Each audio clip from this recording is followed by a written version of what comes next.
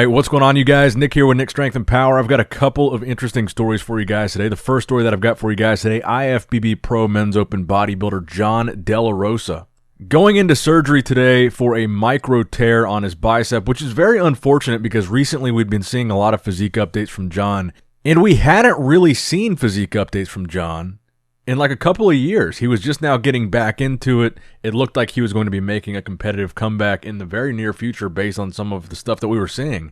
But he suffered this micro tear on his bicep, and he said in recent posts following that tear that even though he had this issue, this injury, he says he will be back on stage this season, and he will be his best yet. So hopefully it's not that big of a deal. Hopefully this surgery is relatively minor, and the recovery is relatively quick. Because I, for one, would like to see John back on stage, and maybe we would have seen him a lot sooner rather than later had this tear not happen. I think he might have jumped in one of these upcoming shows, like Indy, like New York, maybe even, well, probably not Brazil. But I definitely wish John a speedy recovery. Now, next up in the news, we had another big Ramy physique update from Dennis James, again confirming that these updates were recent. I saw a lot of comments on my last YouTube video. I saw a lot of people on Instagram saying that these pictures were old. They were taken last year. They weren't taken recently.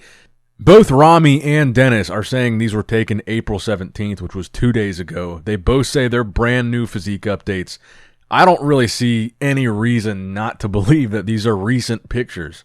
And plus, you've got the fact that I still think Ramy looks a little bit smaller than usual in these off-season updates, and it is Ramadan. Ramy is fasting right now, so it would make sense that in these updates he doesn't look as big as he normally does because of the fasting. And I think that aspect of it also confirms that these are recent pictures. And really, what does, how significant are these updates really at this far out from the Olympia? It's good to see the Olympia champion. It's good to see what his physique is looking like right now. It's good to have that access to, basically, he's the face of bodybuilding right now. He's Big Ramy. He's Mr. Olympia. It's good to see all that, but realistically, how much does it really matter towards how he's going to look at the Olympia? He hasn't even started his Olympia prep yet. So I just say all that to say, what reason do they really have to post old pictures? I believe these are recent. I believe they're telling the truth. And I don't believe for a second that these are older pictures. I don't know why people think that. But I do think the main takeaway here is that this is clearly not the 355, 360-pound Big Ramy that we're used to seeing at this point in the offseason. I also think it's worth mentioning that nobody has specified what his weight is in these pictures. And usually when Ramy's really heavy, they like to post that weight. So I do think those are the takeaways here. But again, it is Ramadan. He is fasting. That's probably why he does look smaller. Now, next up in the news, another competitor that we're going to see take the stage at the Indy Pro with Blessing Awodibu, with Charles Griffin, with Justin Rodriguez, is Petar Klancir. This is a guy that not a lot of people have been talking about in comparison to the Justin Rodriguez's, the Blessings, these bigger names that are doing this Indy Pro. But the more updates that I've seen from Petar Klancir as we get closer to the show, and I believe now we're, under 4 weeks out, I think this guy could be a pretty dangerous competitor in this lineup. And again, it's tough to tell when we're looking at somebody on Instagram. Individual photos are one thing, but once we see how these guys look next to each other on stage and the size of each of these guys relative to the other guys, that's when it really matters. But in these pictures, he looks like he's carrying a pretty significant amount of size. He looks very round, very full, and that could present a pretty competitive package with Blessing and Justin. But I think Justin, his main calling card is going to be his crazy conditioning, and I don't know if Petar is quite on the level of Justin right now. But he is looking pretty good, and I do think he could be a guy that's in the conversation for a first call-out look here. And he might be a guy that finds himself in those top placings despite the fact that he's not being talked about nearly as much as some of the other guys. Now, next up in the news, we'll compare him to Justin Rodriguez side by side, most muscular. This was the most muscular from Justin taken yesterday, and I believe he was weighing about 280 pounds in this update. And again, I think he's really going to be focusing heavily on conditioning like he did for the Arnold, like he did for the Boston Pro. And Justin looks in really good shape here. I mean, you can see a lot of vascularity and a lot of detail already. But again, the point that I made with Petar Klancir is the roundness, the fullness, and the mass. And it's going to be one thing, again, seeing these pictures and seeing them in person, but he certainly looks like he's got some competitive size on his frame, even compared next to Justin, who's no small guy. Like I said, Justin's 280 pounds in this picture. And while we're at it, let's throw Blessing in there. Now, we don't have a recent most muscular from Blessing, but he did post this today, a quarter turn to the right. Again, under 4 weeks out from the Indy Pro. So all these guys starting to post a lot more updates. We're starting to see a lot more of their physiques, and I'm starting to get excited for the Indy Pro. This lineup is shaking out to look like it's going to be a pretty competitive one. And while we still don't have a full competitor list, Blessing, Charles, Justin, Peter, I think it's going to shake out to be a pretty competitive show with quite a few different physiques. Now, next up in the news, I think this is going to be a really interesting topic of discussion, and I would really like to do a video solely on this topic because I think it's something that could be expanded on a lot more than just a segment in a news video. But that is the topic of all the recent bodybuilding deaths that we've had over the past couple of years. There's been a lot. There's no question about it. So I saw this on the Buys and Tries Instagram page.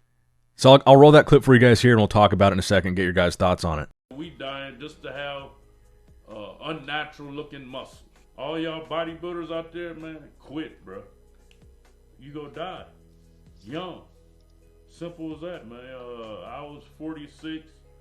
Luckily, I lived through it. I had my heart attack the same day as Sean Roden. I just didn't announce it because I didn't want to, overshadow his death or whatever. Men could have still be alive. Cedric, Sean, George Peterson, Mountain Dog. The list goes on, man. I look at all these people, even myself, look great without steroids and just being natural. Everybody. I look at Ronnie Coleman. Man, that man looked like a specimen before he got all swelled up like that. He looked better to be before he started winning Mr. Olympia. So essentially, the essence of what Cali Muscle is saying here is what is quoted right there. Bodybuilding must be stopped. All y'all bodybuilders out there, quit. You're going to die young, simple as that. And then he goes on to basically say that, all this risk just to have unnatural looking muscle. And he talks about guys like Ronnie Coleman that looked really good naturally before they ever took any gear at all. And he says that's what people should aspire to be and to stay. And again, I think this is a really complex topic, and I think it's something that I would like to expand on in its own separate video. But I agree with the overall statement that a lot of guys can look really good naturally, and a lot of guys that look good naturally can stay natural. And I think my advice has always been, and still is, if you're a young guy, stay natural as long as you possibly can. Ideally, stay natural forever, but go as far as you can naturally before you come to that crossroads of should I take this or should I take that. Push your physique as far as you possibly can naturally before you come down to that decision, and then evaluate, the benefits and the risk. But I would try to put it off as long as you possibly can, because at the end of the day, it's undeniable that staying natural is going to lead to more longevity and a healthier lifestyle. I think that is indisputable at this point. Now, that being said, as far as if you're bodybuilding, quit bodybuilding, I don't necessarily agree with that. I think, like I said, it's a complex issue, but I was talking about this with somebody the other day. Bodybuilding is no different than any other extreme sport. Lots of extreme sports are very dangerous. A lot of people die doing a wide variety of extreme sports. I believe we were talking about the example of skiing and snowboarding. A lot of people die in skiing accidents. A lot of people die in snowboarding accidents because you're basically hurtling your body downhill at a crazy rapid speed. If anything goes wrong, you're pretty much dead. There's a lot of sports where the activity you're performing is dangerous, but we all acknowledge and accept that the athlete is accepting the risk because the risk is so apparent. It's so obvious in these other sports that are extreme that what they're doing is dangerous. Doing that activity is dangerous. With bodybuilding, it's a little bit different because the risk is not as upfront. They're not hurtling downhill at 100 miles an hour on a piece of wood. They look healthy. They outwardly appear to be in really good physical condition, so the risk is not as apparent.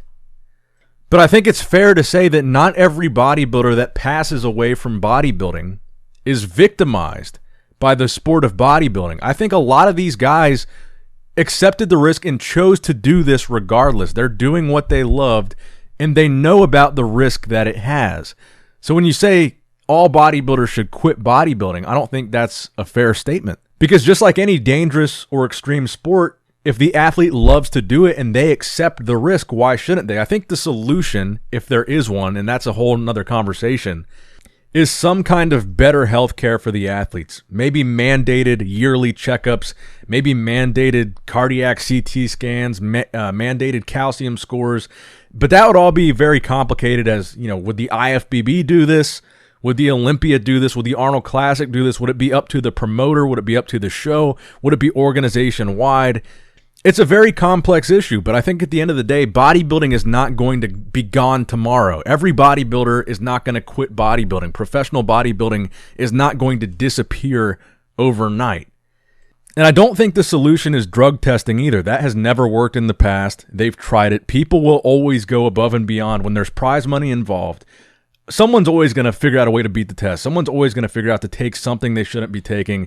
I don't think drug testing is the answer. It's too hard to go backwards now from where professional bodybuilding is. I think the real answer is better health care, better preventative care, and maybe mandating certain tests that bodybuilders are at a higher risk for. Certain health conditions that bodybuilders find themselves passing away from at a more frequent rate than a regular person. Maybe those should be things that are specifically tested for. But even then, it's a complicated issue because say they do get this test. Say a bodybuilder gets this test before they do the Olympia and the results are not good. What is the criteria going to be, if they do get that test and the results aren't looking good, and then the Olympia says, or whoever says, well, your results are bad, you can't compete, then what? Because now they just prepped and took everything they needed to take for a whole year to do that show, to get some money to do their job, and now they can't do it because of their health issue. That presents a sticky situation as well. So I'm not going to go too deep into it. I want to get your guys' thoughts in the comment section below about what Kali Muscle said here. What do you guys think is the solution to the health crisis that we seem to be having in bodybuilding right now? Because I think any answer that I've seen so far, none of them are a one-size-fits-all solution. This is a very complex issue, and even if you, like I said, even once you have like a mandatory health test in place, how is that handled after that? After they get the test, how are the results determined to be good or bad? What if they're bad? What if they're not great? What if they're whatever? Once they get the test, then what? But anyway, guys, as always, my advice to you is just going to be to stay natural. You can be successful in this business without taking anything. And again, I like to use myself as an example of that. It's kind of beating the system in an industry where, a lot of people have to do these things to become successful in this industry. You can find and carve out your own path to be successful without taking any drugs at all. That's what I did. It's a different path. You're not going to be on the Olympia stage. You're not going to be a pro bodybuilder. But if you enjoy this industry and you enjoy bodybuilding, you're a fan of bodybuilding, you enjoy fitness, you enjoy working out, there are other ways to do it without taking gear and make it a full-time job. It can be done. So let me know what you guys think in the comment section below. Make sure you give the video a thumbs up if you did in fact enjoy it. Subscribe to the channel if you have not subscribed yet already. As always, I love you guys. I appreciate you guys. Nick Strength and Power, signing out.